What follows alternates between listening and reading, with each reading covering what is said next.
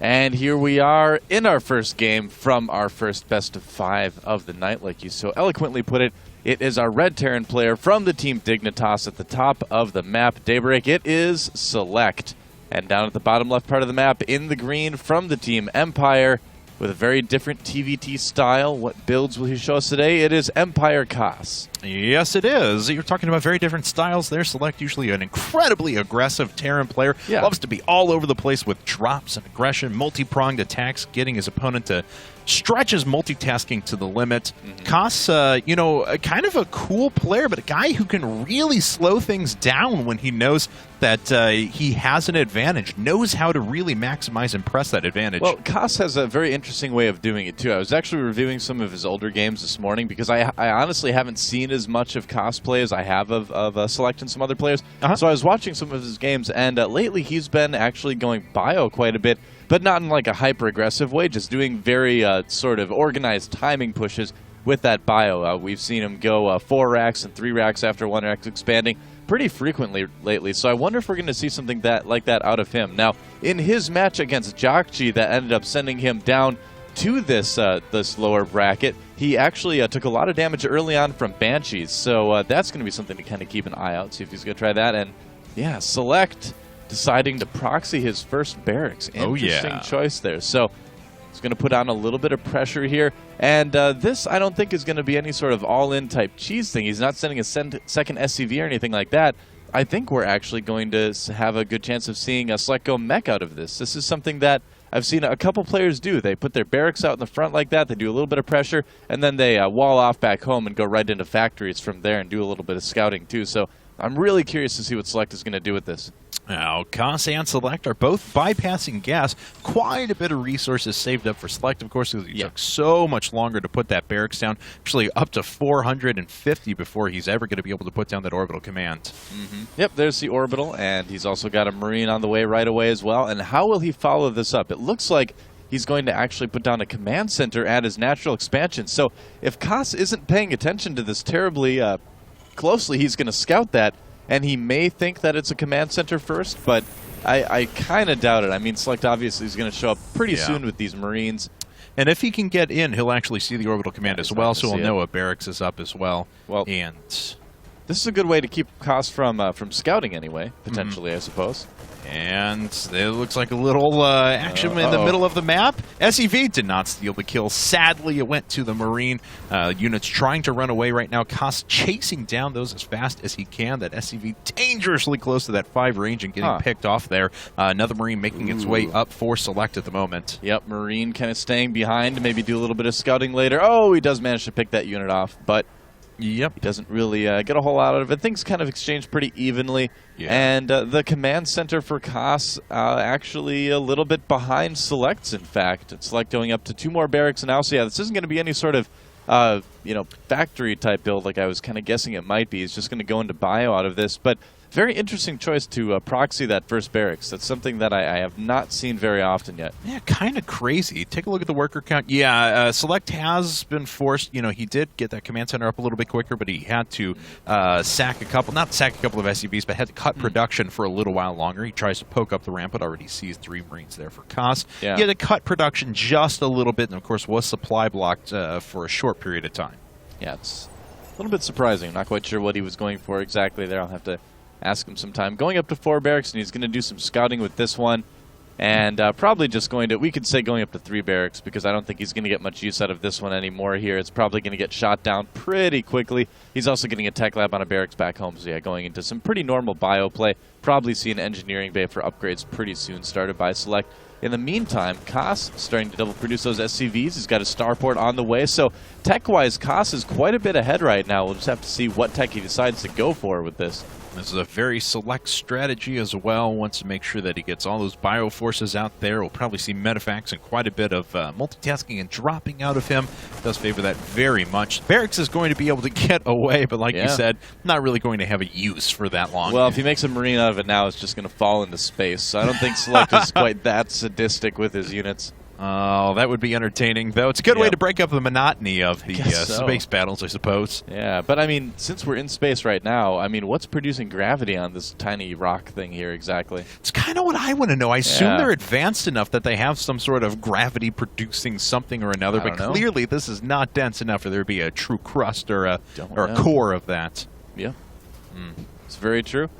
So, yeah, SeleCT just kind of gathering up at his ramp a little bit. He's not really hurting at all from doing this, just kind of a little bit odd early on. He's got his engineering bay finishing up now, so he's going to be able to get that +1 weapon started here.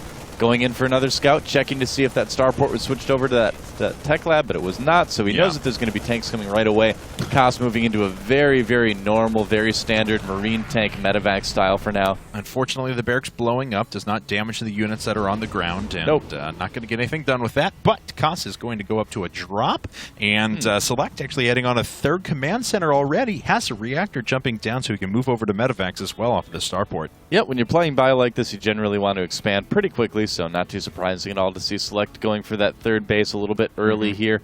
I wonder how much he's expecting this drop, though. He has to know that it's a possibility, but so far he hasn't moved any units into position, and he really doesn't have anything in place to scout for this, too. So Koss could potentially do a little bit of damage to SeleCT with this. And Koss has already seen the 3 ranks, so he's got a pretty good idea of what his opponent is going to do. SeleCT now sees the drop coming in. He's shifting up a couple of units, but they're pretty far away. Koss not going to have stim done, but SeleCT actually will here in just a second, moving in all of his Marines as well. SeleCT does stim up, trying to get the medevac, but it looks like it's going to just get away. Oh, yeah, just less than half-life. He did get that medevac down, too. How many SCVs did he lose out of that? Didn't look like a whole lot. 0, in fact.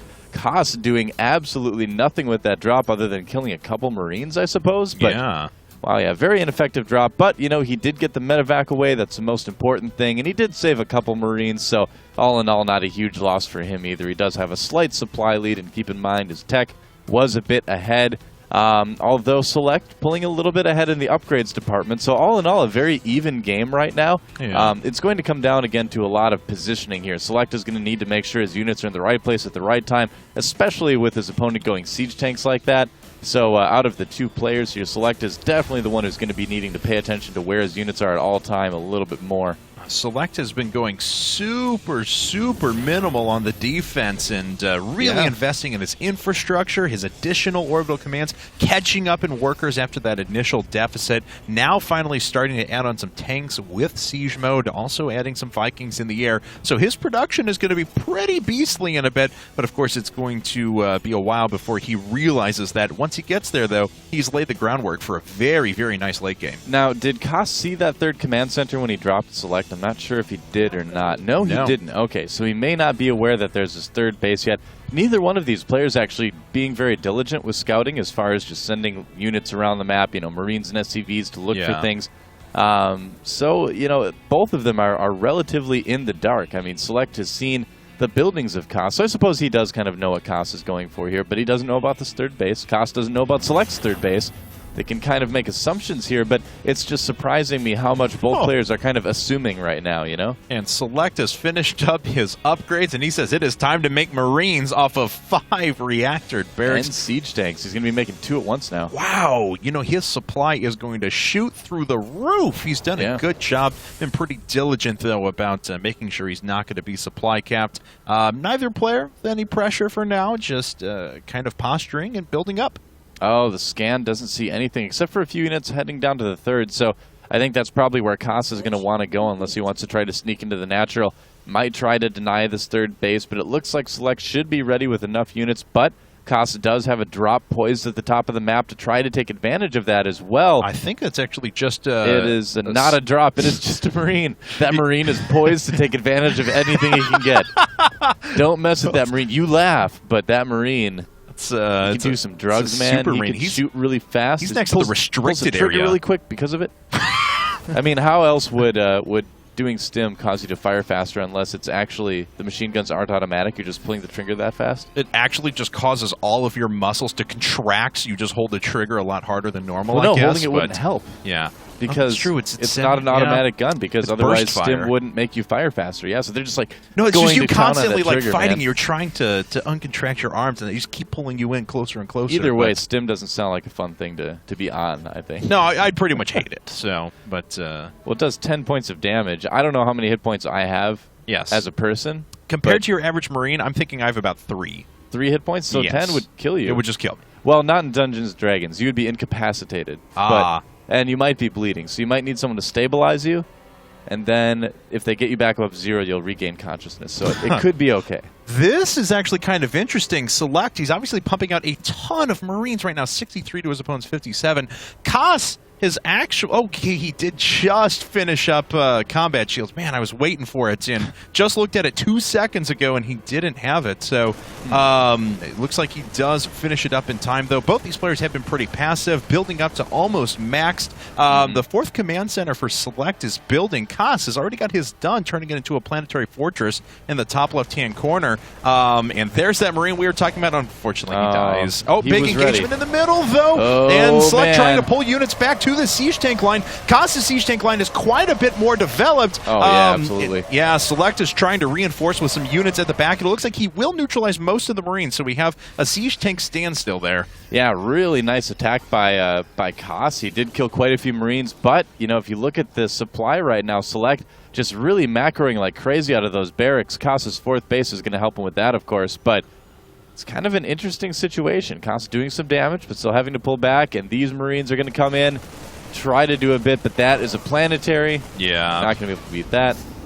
Yep. Koss trying to catch the medevac. And we'll see if he can chase it down. The medevac very low, but nice job by SeleCT to drop his units down and delay for a little while. Looks like it may still not be enough, though. Yeah, the last Marine dies. The medevac is in danger of falling, and it goes down. Man, yeah, so Koss is kind of on top of everything right now. He is playing a little bit more defensively, but SeleCT playing uncharacteristically passive, I guess I would say. I haven't seen his TVT a lot lately, but this seems surprising to me from what I've seen of him in the past. Nice stim up there, but I think it's just going to be too much for Koss at this point. Well, we'll see if he can bust on through this. Koss has lost the vast majority of his Marines, but he busts through with a couple of siege tank lines. The last couple of units that SeleCT had on the field, and he's down to just those medevacs, and that's not a very strong attack right there. Yeah, exactly, and that's going to put SeleCT about even with Koss right now, so SeleCT still, you know, again, producing a lot of units right now, but just not winning a lot of little victories, not able to really do any damage to Koss, and the upgrades for Koss also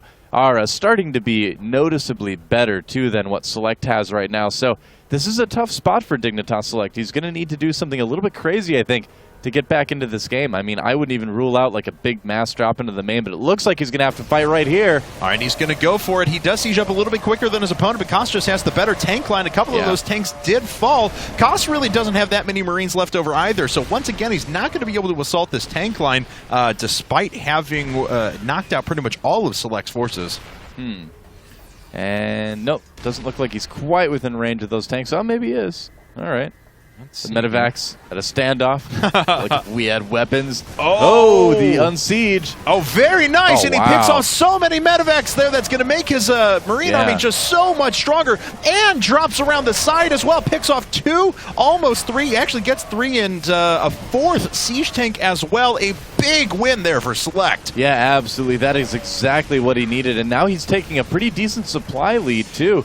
Koss, it's interesting here because he, you know, won a fight, then he won another fight, then he kind of won another fight, but SeleCT in the end just was able to kind of get that good position on him and just is producing so many Marines at once that he was able to kind of take the edge here, even though he didn't quite have the upgrade advantage. And looks like Koss is trying to pursue. He's really getting far with those Marines there and has to reinvest into his medevacs. He's only got 1 on the field right now. SeleCT has done a ton of lasting damage because as soon as that medevac catches up, it's, well, it's going to take pretty much all of its energy to heal these Marines up. Yeah, killing those medevacs is kind of a big pain for Koss, but, you know, SeleCT...